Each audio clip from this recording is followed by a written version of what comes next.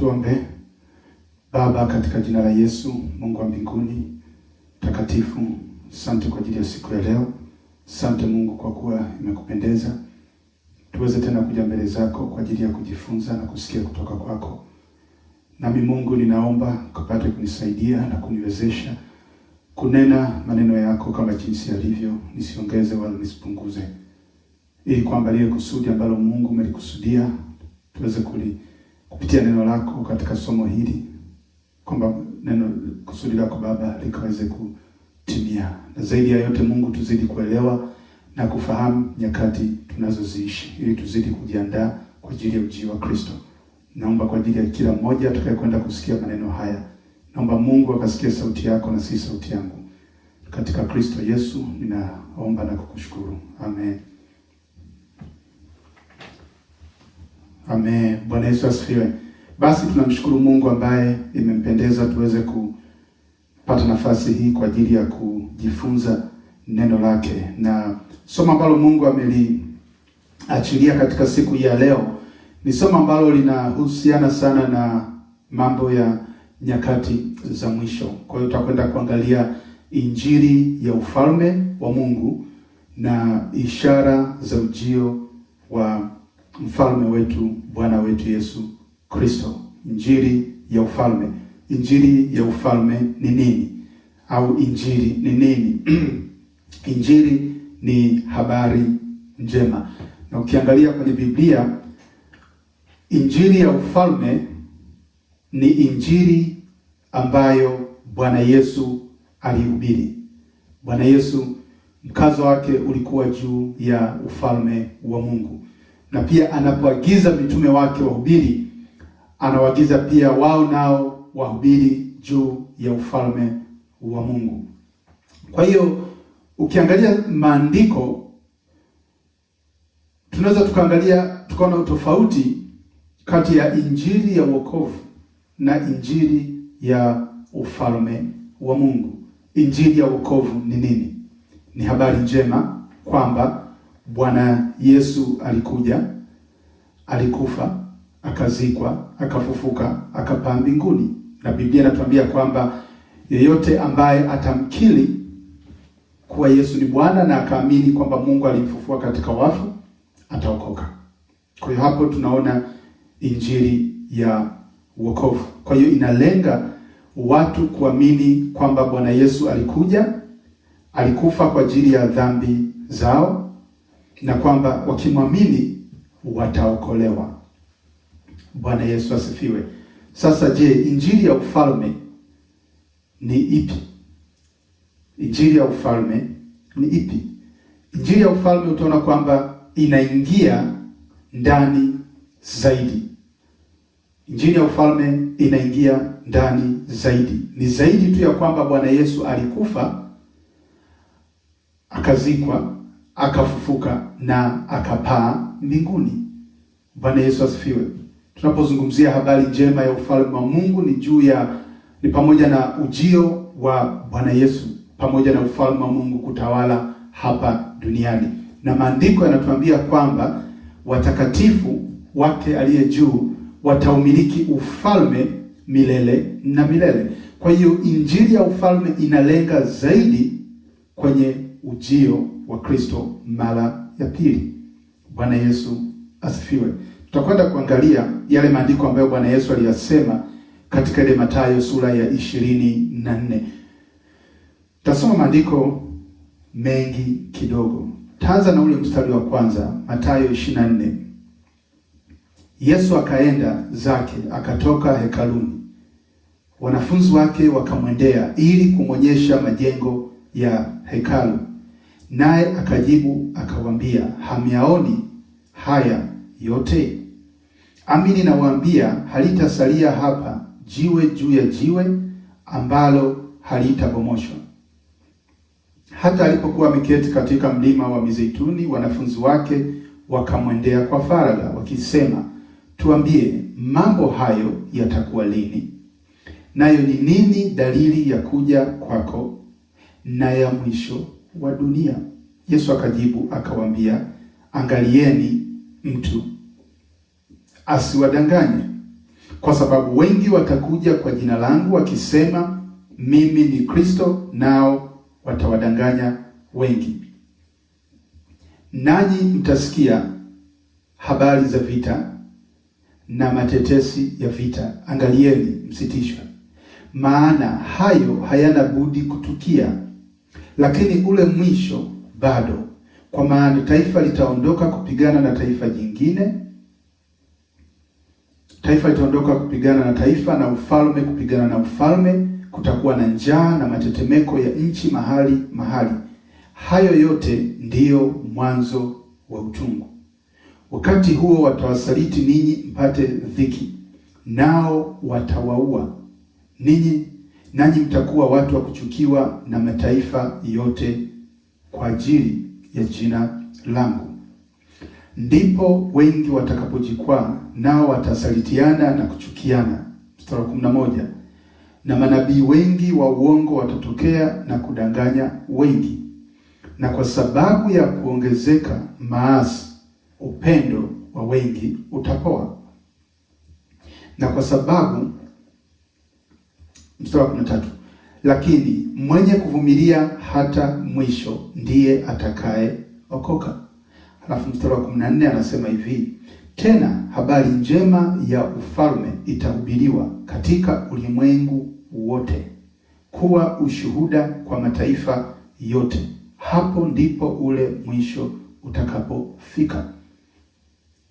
Tena habari njema ya ufalme itahubiriwa katika ulimwengu wote, kuwa ushuhuda kwa mataifa yote. Hapo ndipo ule mwisho utakapofika. Bwana Yesu anazungumza kwamba habari njema ya ufalme itahubiriwa ulimwenguni kote, kuwa ushuhuda katika mataifa. Lakini angalia, anayazungumza maneno haya akiwa anajibu swali lipi? Akiwa anajibu lile swali ambalo wanafunzi wake walimuuliza, nayo ni nini dalili ya kuja kwako na ya mwisho wa dunia? Halafu anazungumza juu ya ishara ambazo zitakwenda kutokea. Anazungumza juu ya vita, anazungumza juu ya upendo wa wengi kupoa, anazungumza juu ya ujio wa manabii wengi wa uongo. Halafu anasema kwamba habari njema ya ufalme itahubiriwa ulimwenguni kote, kuwa ushuhuda. Hapo ndipo ule mwisho utakapofika. Bwana Yesu asifiwe. Kwa hiyo injili ya ufalme itakapokuwa inahubiriwa au inapokuwa inahubiriwa, inalenga hasa nini? Inalenga hasa nini? Kwa sababu Bwana Yesu alisema katika kile kitabu cha cha Mathayo sura ya 4 ule mstari wa 17. Tunaona pia na maneno yale Yohana akizungumza katika sura ya 3 kwamba tubuni, kwa maana ufalme wa mbinguni umekaribia. Anawaambia watu watubu, halafu anawapa sababu ya kutubu, kwamba watubu kwa sababu ufalme wa mbinguni umekaribia. Kwa hiyo injili ya ufalme inapokuwa inahubiriwa na watu wanapokuwa wanahubiriwa watubu kwa sababu ufalme wa mbinguni umekaribia. Ujio wa Kristo na ufalme wake umekaribia. Kwa hiyo injili inaweka mkazo katika ujio wa ufalme wa Mungu, na mambo yanayohusu ufalme wa Mungu yanatumika kama njia ya watu kuokolewa. Bwana Yesu asifiwe. Kwa hiyo unaona kwamba kazi ya msalaba inakuwa imeenda hatua ndani ya mbele zaidi. Si tu kwamba watu waokoke ili iweje? Sio tu kwamba watu watubu ili iweje? Watubu kwa maana ufalme wa mbinguni umekaribia. Ujio wa Kristo umekaribia. Kwa hiyo mkazo wa injili ya ufalme ambayo Bwana Yesu anazungumza kwamba tena habari ya ufalme itahubiriwa katika ulimwengu wote, italenga mambo ya nyakati za mwisho, italenga ujio wa ufalme wa Mungu. Hapo ndipo wakati mwingine sasa Mungu anaweza akaachilia neema ya watu kufundisha juu ya kitu gani kitakapokwenda kutokea Bwana Yesu atakapokuja, na katika ufalme wake atakapokuwa anatawala. Bwana Yesu asifiwe. Lakini nataka uone kwamba habari njema ya ufalme inalenga zaidi kwa watu kutubu, kwa kuwa ufalme wa mbinguni umekaribia. Bwana Yesu asifiwe. Kumbuka kwamba ulimwengu huu una mwisho. Tumaini letu halipo katika ulimwengu huu. Tumaini letu lipo katika ufalme. Kuna ufalme ambao tumeandaliwa, ambayo Biblia inasema kwamba watakatifu wataumiliki ufalme milele hata milele. Kwa hiyo huu ufalme ambao watakatifu wameandaliwa, huu ufalme ambao Biblia inasema kwamba utazivunja falme zote. Kwa hiyo huo ufalme na habari ya huo ufalme inatumika ili kuambia watu watubu. Watubu kwa maana huu ufalme sasa umekaribia. Bwana Yesu asifiwe. Biblia inatuambia kwamba Bwana Yesu anapokuja katika katika safari ya pili, anakuja kama mfalme.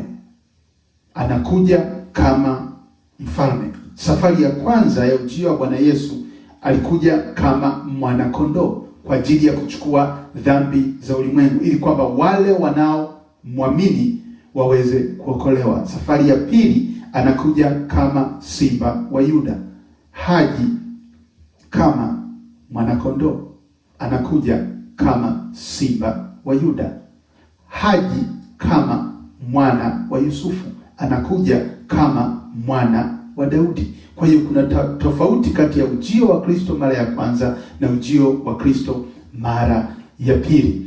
Sasa ili tuweze kuelewa ujio wa Kristo mara ya pili, inabidi tuangalie baadhi ya mambo ambayo yalitokea kwenye Biblia katika ujio wa Kristo mara ya kwanza, kwa sababu ujio wa Kristo mara ya kwanza unatufunulia mambo fulani pia katika ujio wa Kristo mara ya pili. Bwana Yesu asifiwe. Lakini hilo ni somo lingine, lakini nataka tuangalie zaidi juu ya injili ya ufalme, kwamba tubuni kwa maana ufalme wa mbinguni umekaribia. Kunayo maandiko katika kitabu cha Luka sura ya 19. Kusoma Luka 19 kuanzia ule mstari wa 11. Unaweza kusoma mpaka 28 au soma sura yote kabisa. 19:11 inasema hivi: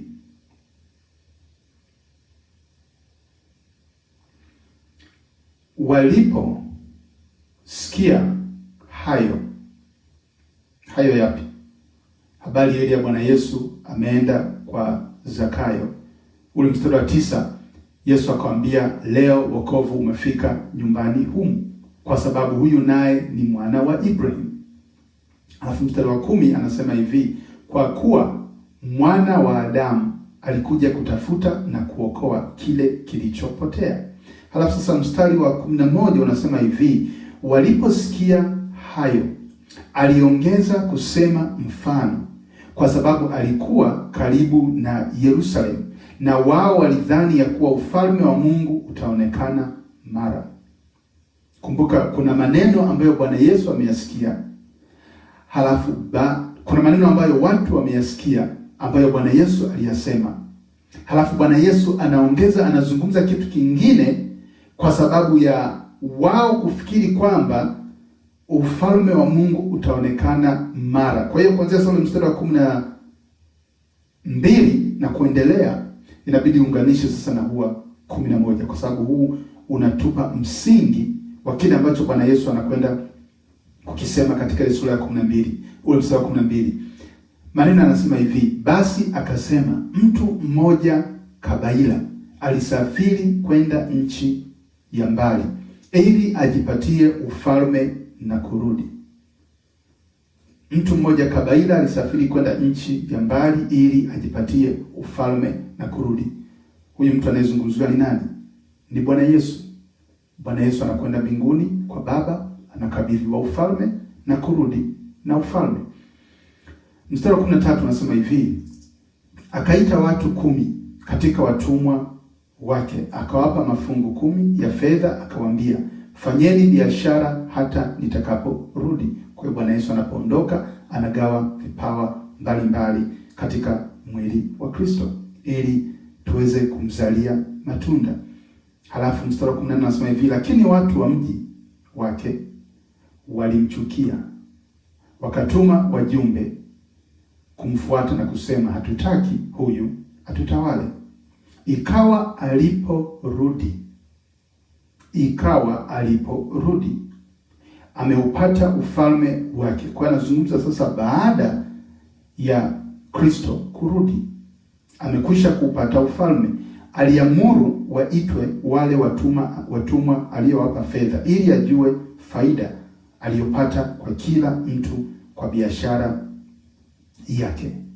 Halafu sasa ukiendelea kusoma kwanza mstari wa 16 unaona yule aliyezalisha mafungu 10 akapewa mamlaka juu ya miji 10. Yule aliyezalisha mafungu 5 akapewa mamlaka juu ya miji 5.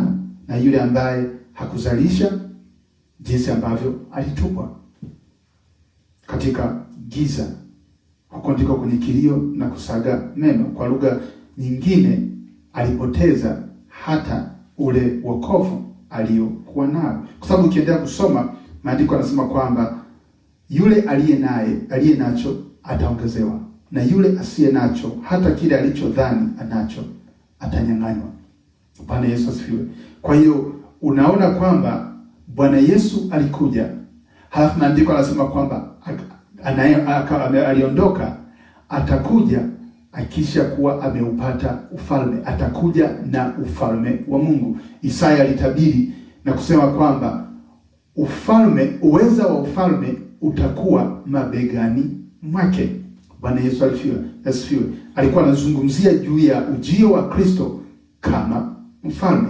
Na ukisoma ule unabii wa Isaya utaona kwamba kwa sehemu ulitimia katika ujio wa kwanza wa Kristo, lakini kwa sehemu nyingine utakwenda kutimia pale ambapo Bwana Yesu atakuja kama mfalme, na uweza wa kifalme utakuwa begani mwake. Na sio hicho tu, Biblia inatuambia kwamba pia atakwenda kutawala mataifa kwa fimbo ya chuma. Kwa hiyo injili ya ufalme inalenga mambo yanayohusu ujio wa ufalme wa Mungu.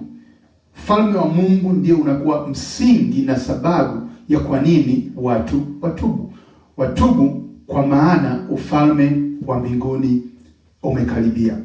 Bwana Yesu asifiwe. Sasa kuna ishara ambazo maandiko yametuambia kwamba zitakwenda kutokea. Kuna ishara nyingi ambazo Biblia zimetaja juu ya ujio wa Kristo, lakini tutakwenda kuangalia vipengele vichache ambavyo Biblia imetuambia havina budi kutokea kabla ya ujio wa ufalme wa Mungu. Kipengele cha kwanza, sasa haina maana kwamba kipengele cha kwanza kinatokea ndipo cha pili. Hapana. Ila tutakwenda kuangalia vipengele kadhaa, na sio kwamba cha kwanza kinakitangulia cha pili au cha pili kinakitangulia cha kwanza. Lakini kitu cha kwanza ambacho Biblia imesema kitakwenda kutokea katika nyakati za mwisho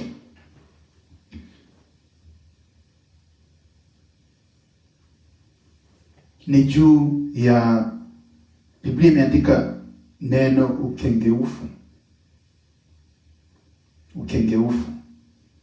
apostasy.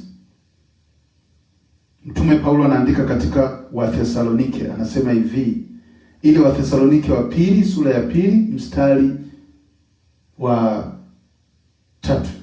Kitasoma zaidi, tasoma kuanzia mstari wa kwanza. Neno linasema, basi ndugu, tunakusihini kwa habari ya kuja kwake Bwana wetu Yesu Kristo na kukusanyika kwetu mbele zake, kwamba msifadhaishwe upesi hata kuiacha nia yenu, wala msisitushwe kwa roho wala kwa neno wala kwa waraka unaodhaniwa kuwa ni wetu, kwamba siku ya Bwana imekwisha, kana kwamba siku ya Bwana imekwisha kuwapo.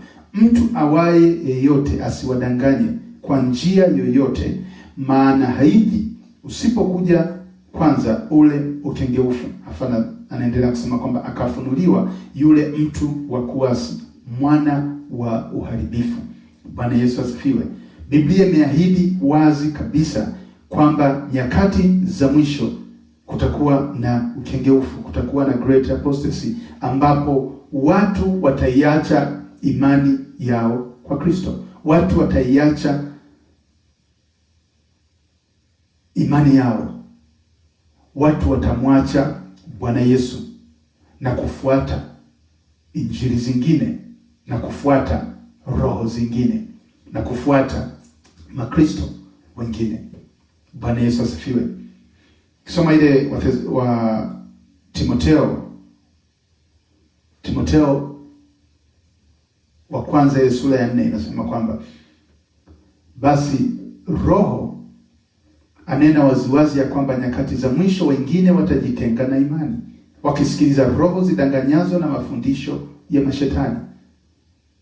Kwa hiyo ukisoma Biblia utaona kwamba moja ya ishara ambayo maandiko yameweka wazi kabisa itakwenda kutokea ni juu ya ukengeufu, ni juu ya watu kuiacha imani ya kweli, juu ya watu kufuata roho zidanganyazo. Watu watafuata ishara, watu watafuata mambo ya ajabu, lakini kumbe kupitia ishara hizo, kama tutakavyokwenda kuona, itakuwa ni njia ambayo shetani anaitumia kwa ajili ya kuwatega.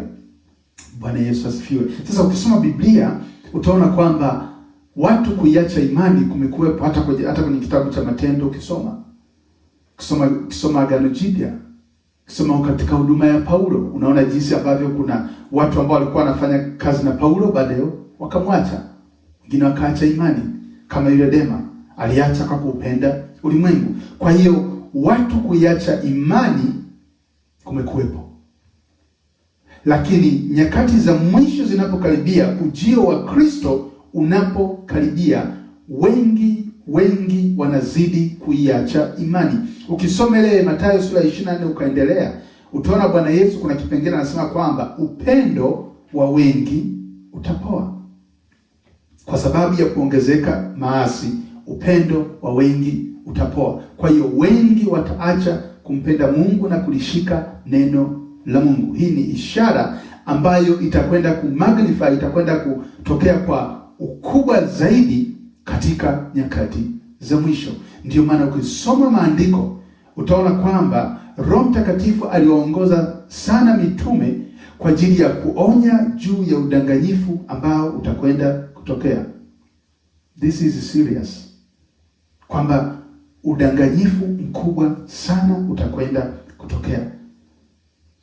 Mtume Paulo yuko na wazee wa Efeso kabla hajaondoka kuacha. Halafu anawaambia jinsi ambavyo aliwaonya mchana na usiku kwa miaka 3. Lakini Roho Mtakatifu alimfunulia kabisa kwamba pamoja na maonyo hayo yote, baada ya kuondoka kwako, mbwa mwitu wakali watatokea, wasilihurumie kundi. Kwa hiyo udanganyifu katika nyakati za mwisho, unaweza kusema kwamba it's a big deal. Ni kitu ambacho lazima kitokee, lakini sicho tu, kitatokea kwa kiwango kikubwa. Na tunapozungumzia juu ya udanganyifu ambayo maandiko yanazungumzia, sio udanganyifu kwa hizi dini za uongo ambazo zimekuwepo. Hapana. Unazungumzia juu ya wale ambao moyo wao ulikuwa kwa Mungu, wale ambao walikuwa ni wafuasi halisi wa Kristo, wale ambao walikuwa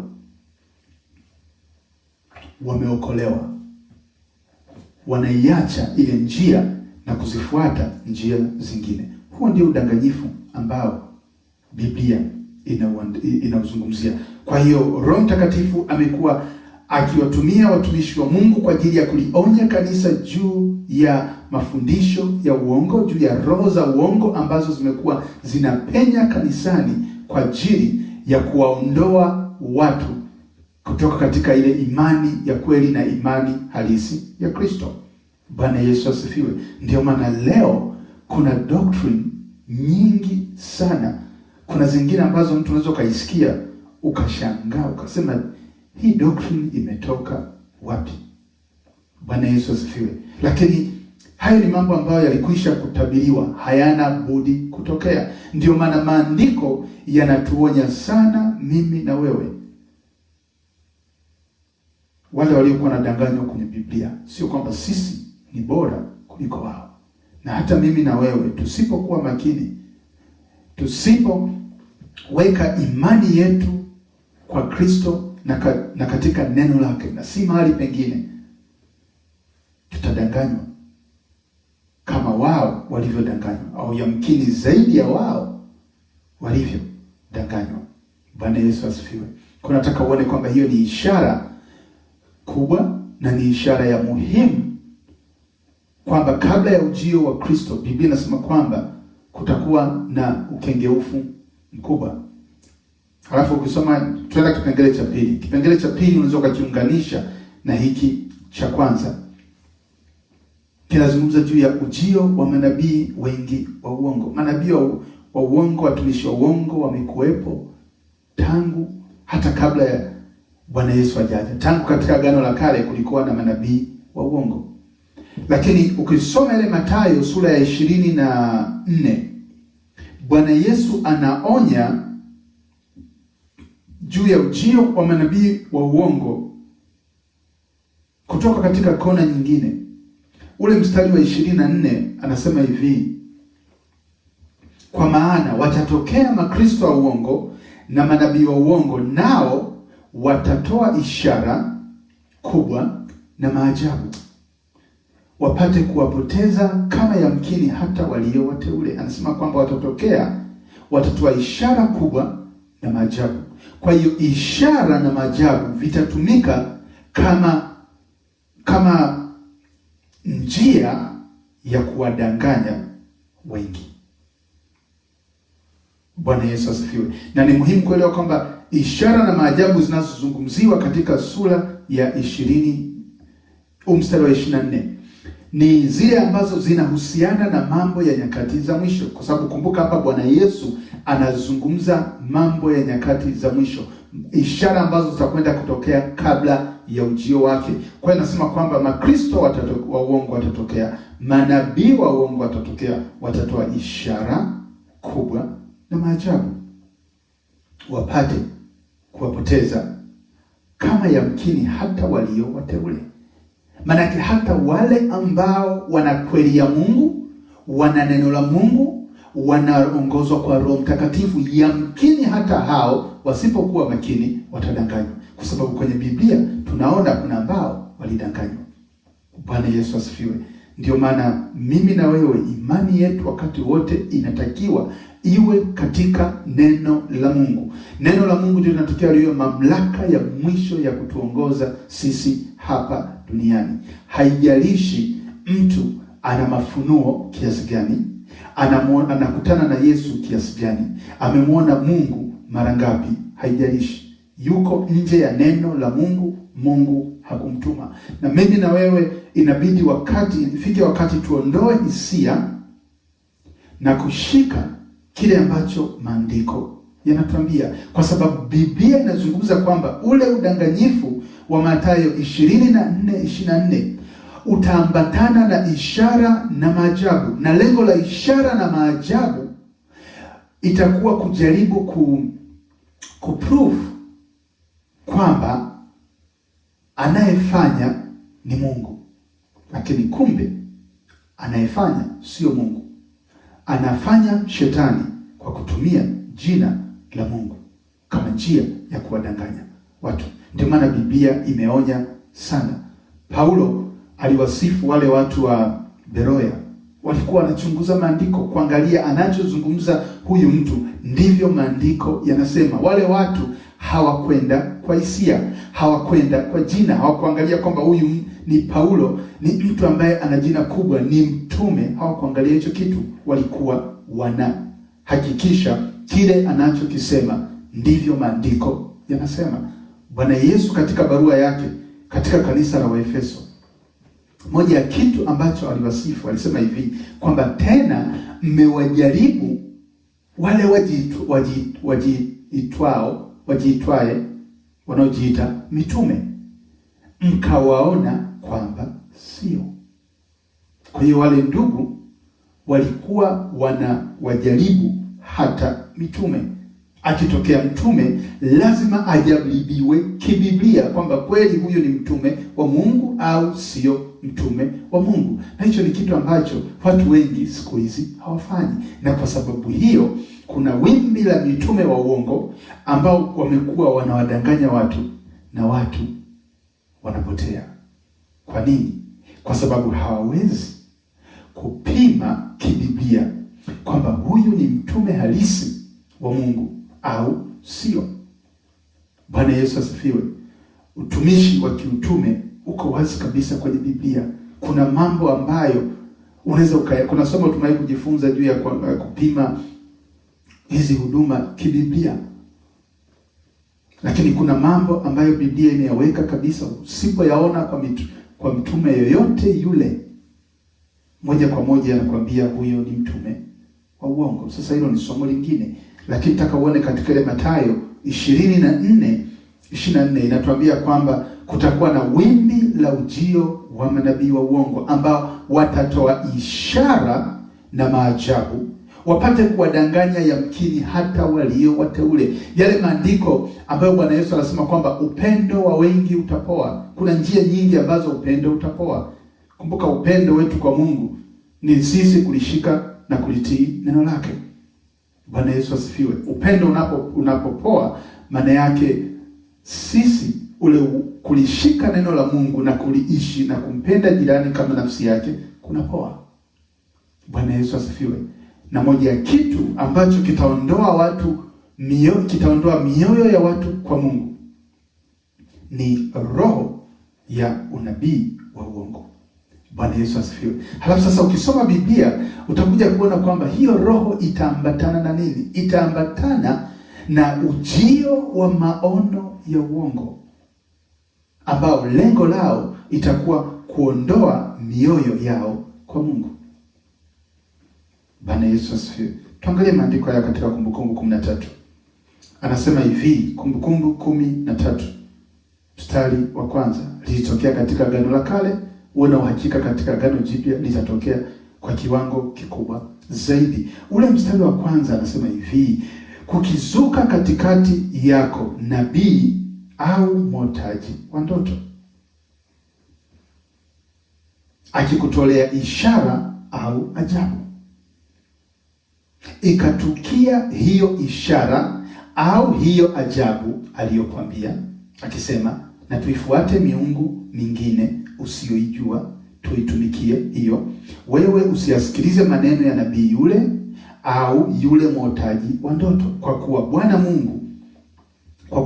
Mungu wenu yuwajaribu apate kujua kwamba mwampenda Bwana Mungu wenu kwa mioyo yenu yote na roho zenu zote.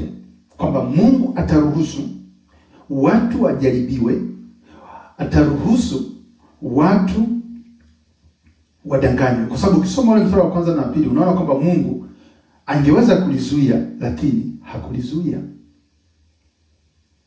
Na anasema hivi kwamba akitokea mtu ambaye ni nabii au mwotaji wa ndoto akitoa ishara au ajabu ikatukia, lakini anakwambia tuifuate miungu mwingine usimsikilize.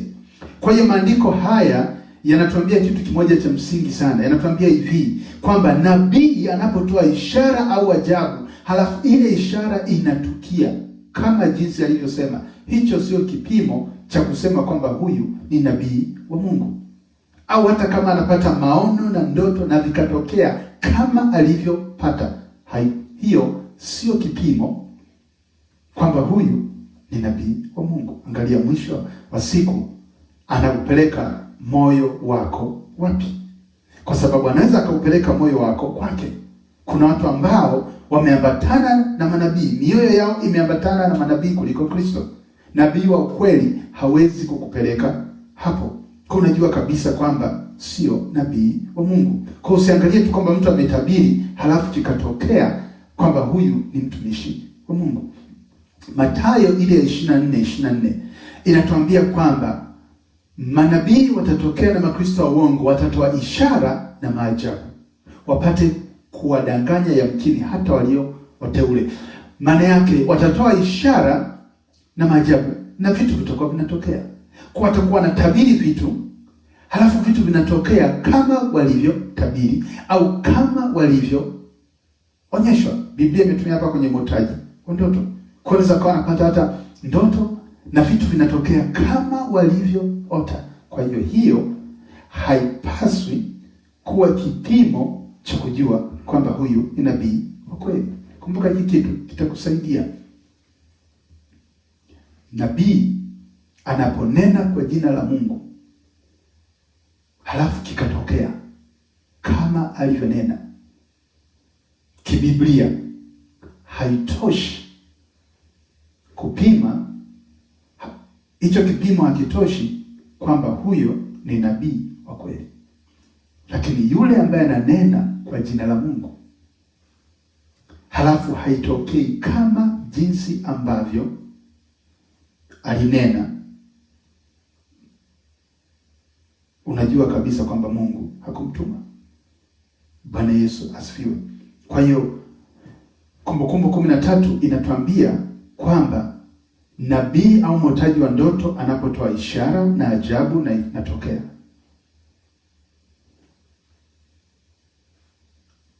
usisikilize maneno yake kama anaupeleka moyo wako kwa miungu mingine. Sasa ukisoma kwenye Biblia katika Agano Jipya, njia ambazo shetani anazitumia kwa ajili ya kupeleka watu kwa ajili ya kupeleka mioyo ya watu kwa miungu mingine ni njia nyingi. Njia mojawapo ambayo anaitumia ni njia ile ambayo aliitumia kumjaribu Bwana Yesu, kwamba ukiniabudu mimi nitakupa vyote hivi. Ni moja ya njia ambayo shetani anaitumia kutafuta kuabudiwa, na ndiyo njia ambayo anaitumia hata sasa kupitia injili ya mafanikio ili kupeleka mioyo ya watu katika hii miungu mingine. Inaweza ikawa ni miungu ya pesa, inaweza ikawa ni miungu ya mali, inaweza ikawa ni miungu ya mambo ambayo yanahusiana na ulimwengu huu. Biblia inasema hivi, mtu wa hivyo hata kama anatabiri vinatokea, usimfuate. Hata kama anaota ndoto na vinatokea kama alivyoota, kama moyo wake kama anakupeleka moyo wako kwa miungu mingine, usimfuate. Hiyo ni njia ambayo shetani ataitumia sana kudanganya. Bwana Yesu asifiwe. Maono na ndoto pia ni njia ambayo shetani ataitumia sana kudanganya, hasa katika nyakati za mwisho. Kwa nini? Kwa sababu Biblia inatuambia kwamba pia Mungu atakwenda sana kutumia maono na ndoto katika nyakati za mwisho kufunua juu ya mambo yanayohusu nyakati za mwisho. Kitabu cha Yoeli kinatuambia shetani naye pia hatocheza mbali, atatumia njia hiyo kwa ajili ya kudanganya watu. Bwana Yesu asifiwe. Ndio maana hivi vitu lazima viwe vinapimwa kibiblia, sio kihisia. Lazima tuangalie maandiko, na pia ni muhimu kuelewa maandiko yamezungumza nini juu ya mambo yanayohusu nyakati za mwisho, juu ya ishara za nyakati za mwisho, na lazima kila kitu msingi wake uwe kwenye neno la Mungu. Msingi hata siku moja hauwezi kuwa kwenye mafunuo. Msingi hata siku moja hauwezi kuwa kwenye ndoto. Usitumie ndoto, usitumie maono kama msingi wa imani yako. Unaweza ukatumia ndoto, unaweza ukatumia maono kuthibitisha kile ambacho Mungu alikwisha kusema juu ya nyakati za mwisho. Bwana Yesu asifiwe. Lakini ukitumia ndoto, ukatumia maono kama msingi wa imani yako,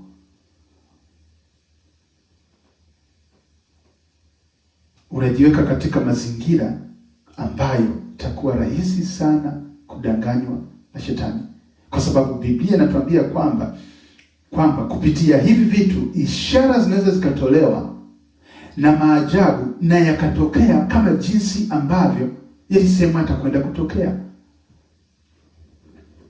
Bwana Yesu asifiwe. Hilo ni somo lingine.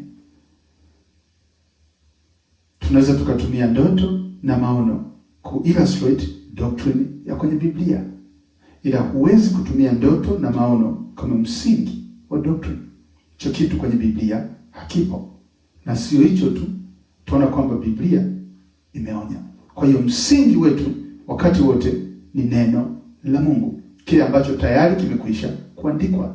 Sasa Mungu anaweza akakwambia au akasema na wewe juu ya kile ambacho amekwisha kukiandika kwenye neno lake kwa namna tofauti tofauti. Mungu anaweza akakufunulia ndoto. Kuna watu wanapata ndoto ambazo zinahusiana na mambo ya nyakati za mwisho. Bwana Yesu asifiwe. Wiki kadhaa, nafikiri wiki iliyopita au wiki mbili zilizopita, kuna mtu alionyeshwa maono katika ile ambayo Yohana aliona katika sura ya 4. Aliona farasi mweupe, akaona aliyemkaa, akaona taji alilokuwa nalo, akaona uta aliyokuwa nao, akaona uelekeo wa farasi na farasi mwingine ambaye alikuwa anafuatana naye. Kwa hiyo maono kama hayo, Mungu anaonyesha kile ambacho tayari alikwisha kukiandika kwenye Biblia. Bwana Yesu asifiwe. Napenda sana maneno ya Paulo ambao anasema kwamba alijifunza kuto kuvuka yaliyoandikwa. Na mimi pia nikutie moyo ndugu yangu ambaye unautafuta ufalme wa Mungu na unatafuta kuvumilia mpaka mwisho na kupona udanganyifu wa nyakati za mwisho, kwamba tujifunze pia kutokwenda yaliyoandikwa. Tutumie neno la Mungu kama msingi wa imani yetu, na Mungu anaweza akakufunulia neno lake kwa namna tofauti tofauti, lakini foundation yetu lazima liwe neno. Hiyo ni ishara ya pili.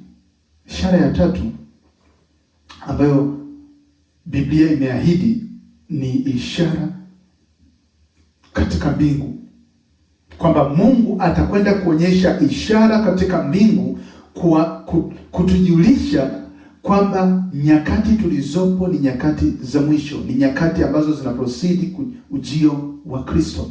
Maandiko anasema kwamba ishara na maajabu katika mbingu zitakwenda kuonyeshwa. Ukisoma ile Luka sura ya 21,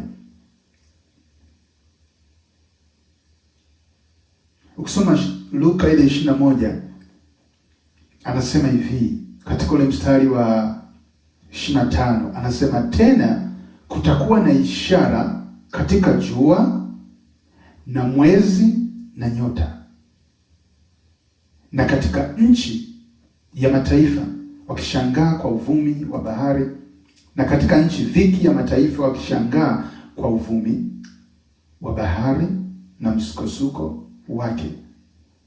Anasema watu watavunjika mioyo kwa hofu na kwa kutazamia mambo yatakayoupata ulimwengu,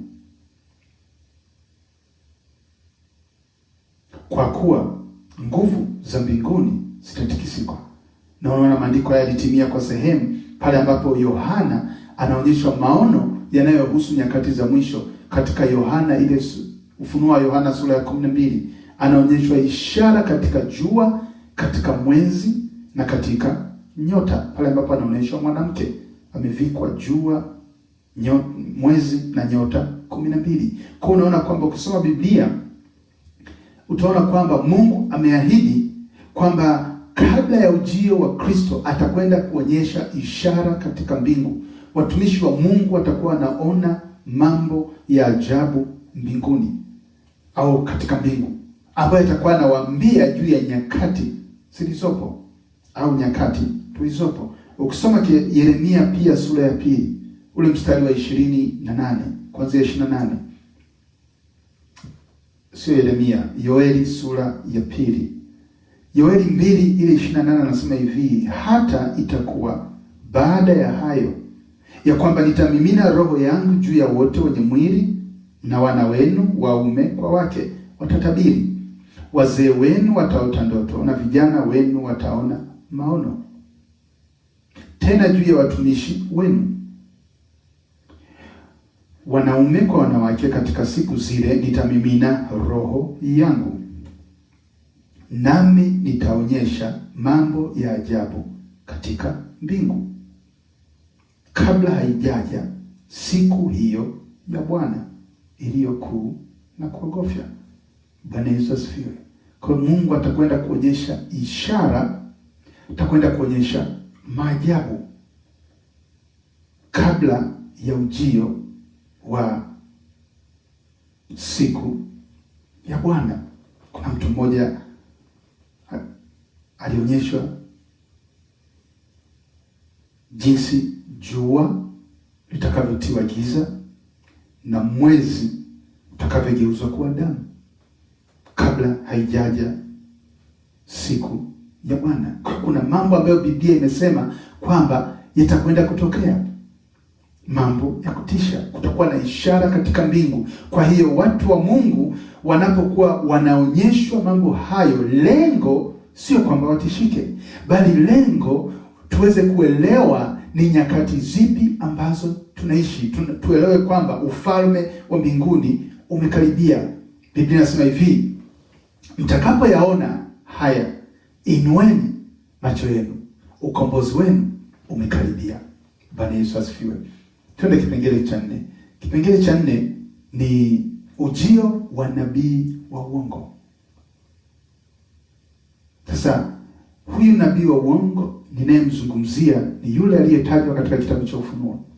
Ujio wa nabii wa uongo, kivuli cha mpinga Kristo na chapa ya mnyama au chapa ya mpinga Kristo. Kwa kuna hivi vitu pia ambavyo vitakuwa ni ishara kubwa sana kwamba ujio wa Bwana wetu Yesu Kristo unaenda kukaribia, juu ya ujio wa mpinga wa nabii wa uongo, yule ambaye ametajwa katika kitabu cha Ufunuo. Biblia imekuwa inamtaja kama nabii wa uongo, nabii wa uongo.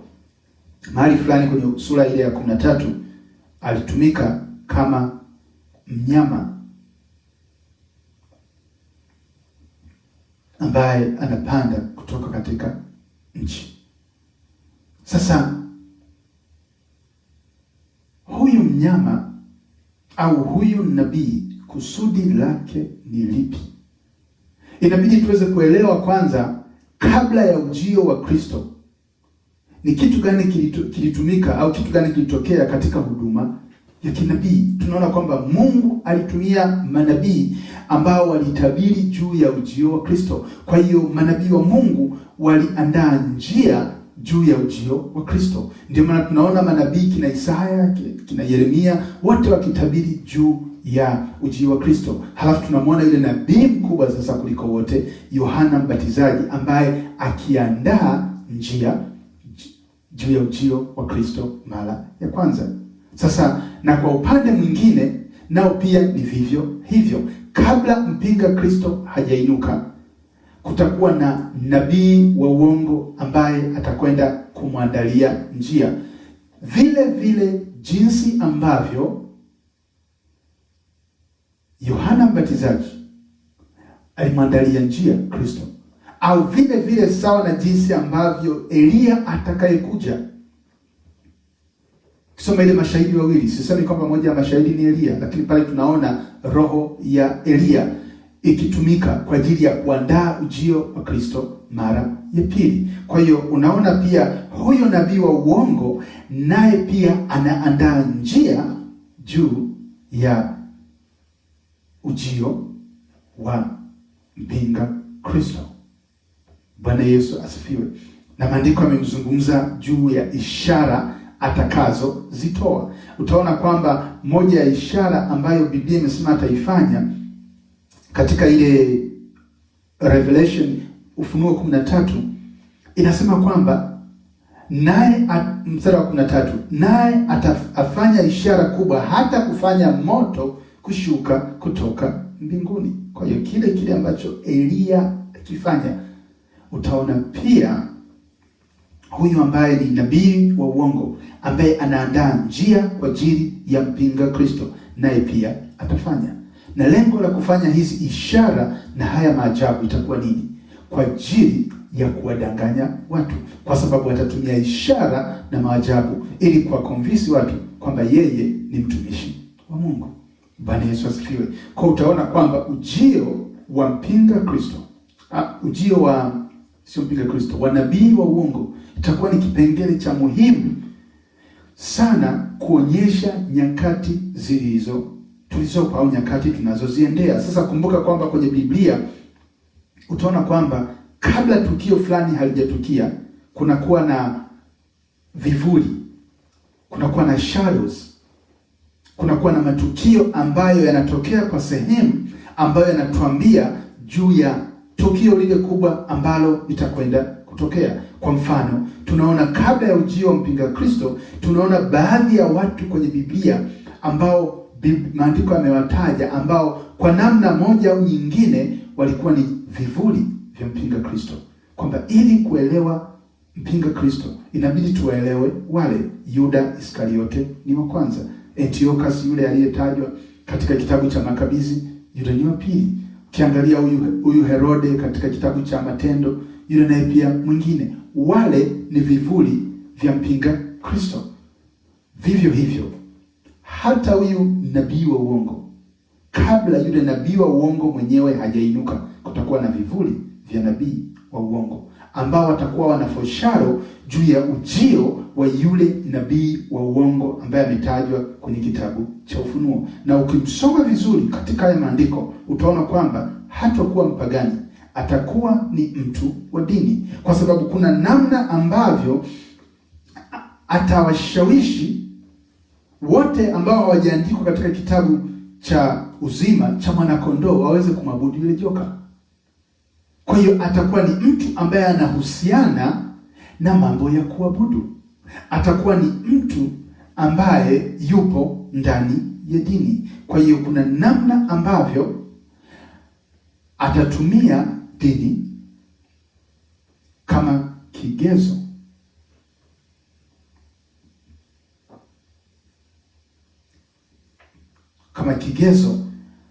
cha kuwafanya watu, au atatumia kama, itakuwa kama tool ya yeye kuweza kuwadanganya watu ili waweze kumwambia, yaani kumwabudu huyu ambaye Biblia inasema kwamba atakwenda kuabudiwa. Bwana Yesu asifiwe. Ndio maana ukiona kiongozi ambaye anajaribu kwa mfano kuunganisha dini zote, uwe na uhakika hatoki kwa Mungu. Ni kivuli cha nabii wa uongo, kwa sababu ndicho kitu ambacho nabii wa uongo atakifanya kwenye kitabu cha Ufunuo.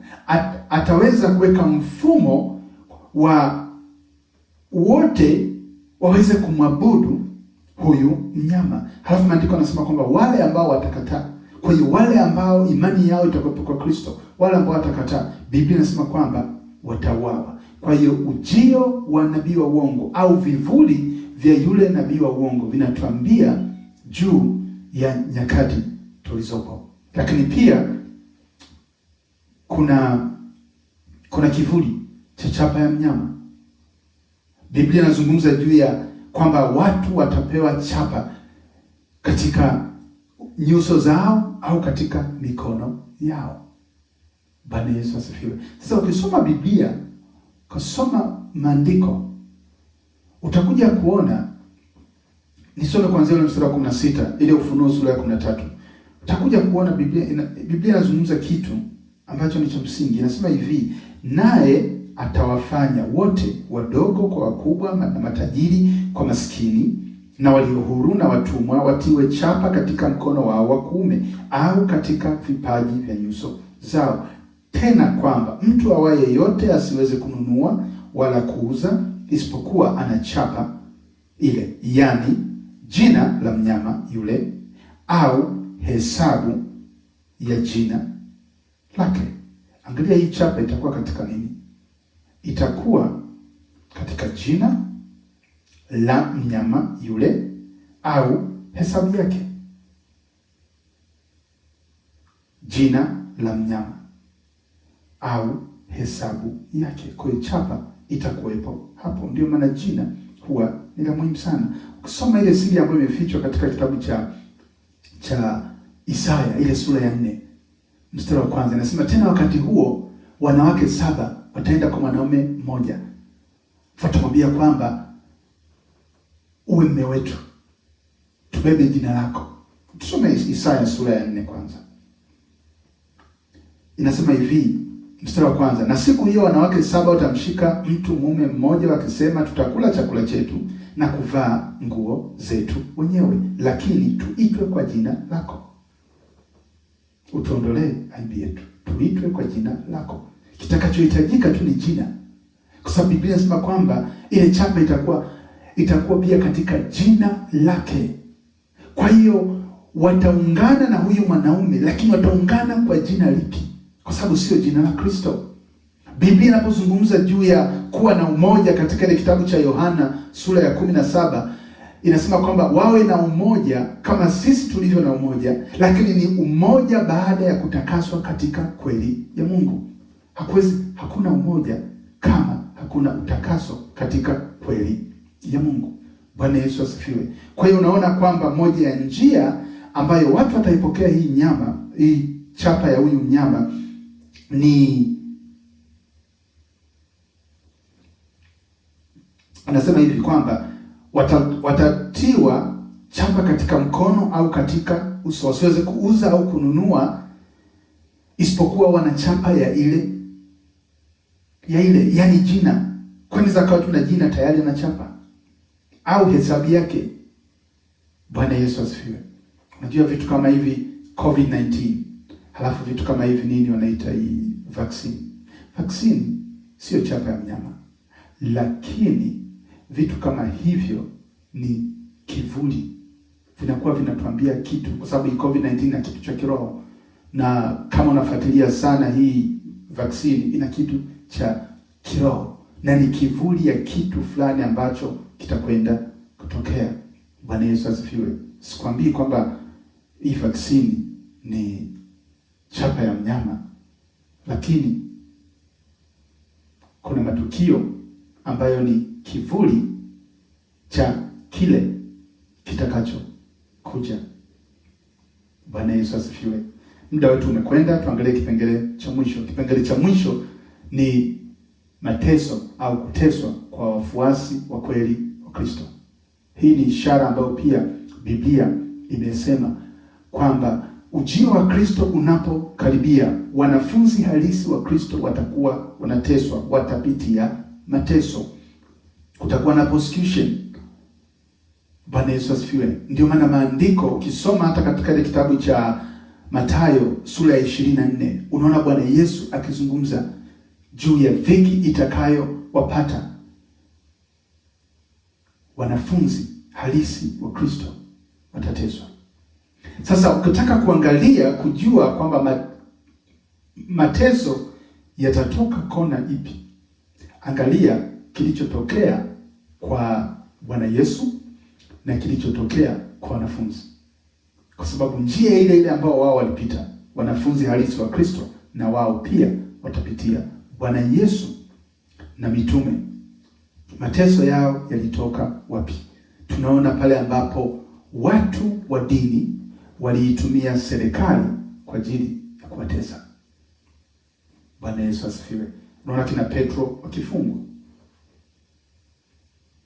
Lakini angalia walianzia wapi?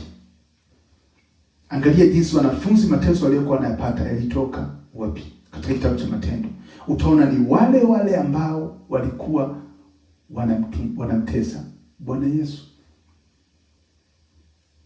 Dini ilitumia serikali kulitesa kanisa.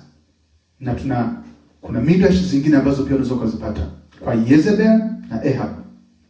Unaona mwanamke mwovu Yezebel akimtumia mfalme Ahab kwa ajili ya kuleta shida kwa nabii Elia.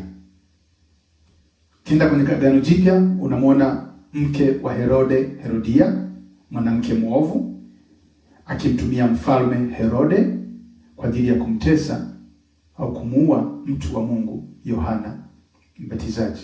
Twende kwenye kitabu cha Ufunuo sura ya 17, unaona kahaba, ile mama wa makahaba ameketi katika mnyama mwekundu akiwa watakatifu. Kule mwanamke mwovu anatumia serikali kwa ajili ya kutesa kanisa la kweli. Kwa hiyo hata katika nyakati za mwisho mateso yatatoka kule kule. Angalia kwamba kwenye Biblia inapotaja wanawake waovu kama kina Yezebel, yanatuambia siri pia iliyopo katika kanisa la uongo. Kwa hiyo kanisa la uongo litatumia nafasi yake na nguvu ya mpinga Kristo kwa ajili ya kulitesa kanisa la kweli. Bwana Yesu asifiwe. Lakini nizidi kukutia moyo kwamba wewe ambaye una kiu katika ufalme wa Mungu, endelea kuvumilia. Thawabu ni kubwa. Mateso ya hapa ulimwenguni yana mwisho, lakini ufalme wa Mungu ni ufalme wa milele na hata milele. Ni thawabu kubwa ambayo haijalishi tutapitia nini hapa duniani, hata kama ni kufa kwa ajili ya Kristo, it's worth. Kwa hiyo ndugu yangu mpendwa, nikutia moyo, endelea kuishika imani yako, shika sana ulicho nacho. Nyakati hizi ni nyakati za hatari, ni nyakati ambazo Biblia inatuambia wengi wataanguka. Maombi yangu kwako, usiwe mmoja au nisiwe mmoja ya wale watakaoanguka, bali wale ambao watashinda, ambao Bwana Yesu atasema kwamba heri mtumwa mwaminifu. Kwa mwaminifu katika madogo, utakuweka kuwa juu ya mengi. Bwana Yesu asifiwe. Mungu kubariki. Mungu azidi kusema nawe na kukufundisha zaidi juu ya siri za ufalme wake, ili sote tuweze kuelewa ni nyakati zipi ambazo tupo. Tuombe. Baba, katika jina la Yesu Kristo, Mungu wa mbinguni, Mungu uliye hai, sifa, utukufu tunavirudisha kwako. Tunasema asante kwa ajili ya siku ya leo na kibali ambacho tumepata kwa ajili ya kujifunza neno lako. Na Mungu, ninaomba kwa ajili ya watoto wako, wale ambao Mungu amekuwa na kiu ya kutafuta ufalme wako, endelea kusema nao, kuwafunulia siri za ufalme wako. Naomba haya machache Baba, nikitukuza na kulinua jina lako katika Kristo Yesu aliye hai. Naomba na kushukuru. Amen. Mungu akubariki.